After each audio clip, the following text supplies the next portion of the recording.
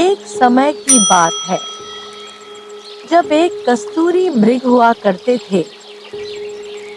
इस मृग का रंग सोने की तरह, बाल रेशमी मखमल से भी अधिक मुलायम और आंखें आसमानी रंग की होती थी।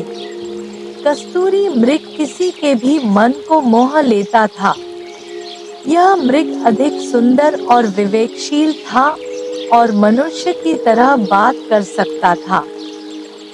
कस्तूरी मृग अच्छी तरह जानता था कि मनुष्य एक लोभी प्राणी है, फिर भी वह मनुष्य के प्रति करुणा भाव रखता था।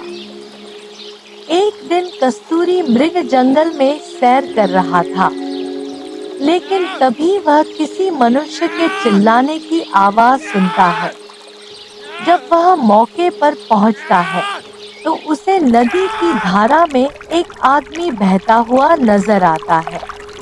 यह देखकर कस्तूरी मृग उसे बचाने के लिए नदी में कूद पड़ता है और डूबते व्यक्ति को उसके पैर पकड़ने की सलाह देता है।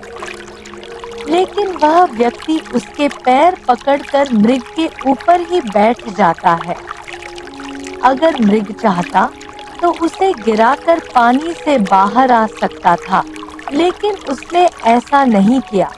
वह स्वयं तकलीफ सहकर उस व्यक्ति को किनारे तक ले आता है। बाहर आते ही व्यक्ति मृग को धन्यवाद कहता है, तो इस पर मृग कहता है, अगर तुम मुझे सच में धन्यवाद करना चाहते हो तो किसी को यह मत बताना कि तुम्हें एक स्वर्ण मृग ने डूबने से बचाया है। मृग ने उसे कहा, अगर मनुष्य मेरे बारे में जानेंगे तो वे मेरा शिकार करने की कोशिश करेंगे। यह कहकर कस्तूरी मृग जंगल में चला जाता है। कुछ समय बाद उस राज्य की रानी एक सपना देखती है, जिसमें उसे कस्तूरी मृग दिखाई देता है। कस्तूरी मृग की सुंदरता को देखने के बाद रानी उसे अपने पास रखने की लालसा करने लगती है। इसके बाद रानी राजा को कस्तूरी मृग को ढूंढकर लाने के लिए कहती है। राजा बिना देरी किए नगर में ढिंढोरा पिटवा देता है कि जो कोई भी कस्तूरी मृग को ढूंढने में मदद करेगा, उसे एक गांव और 10 सुंदर युवतियां इनाम में दी जाएंगी।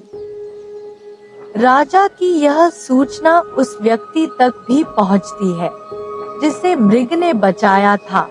वह व्यक्ति बिना समय गवाए राजा के दरबार में पहुंच जाता है और कस्तूरी मृग के बारे में राजा को बताता है। राजा और सिपाही सहित वह व्यक्ति जंगल की ओर चल पड़ता है। जंगल में पहुंचने के बाद राजा के सिपाही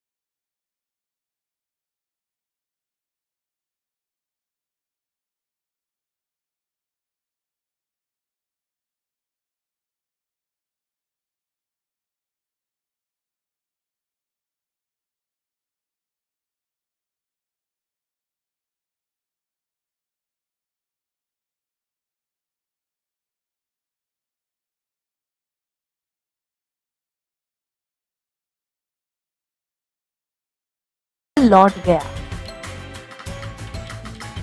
इस कहानी से हमें यह सीख मिलती है कि हमें किसी का एहसान कभी नहीं भूलना चाहिए, चाहे वह इंसान हो या जानवर।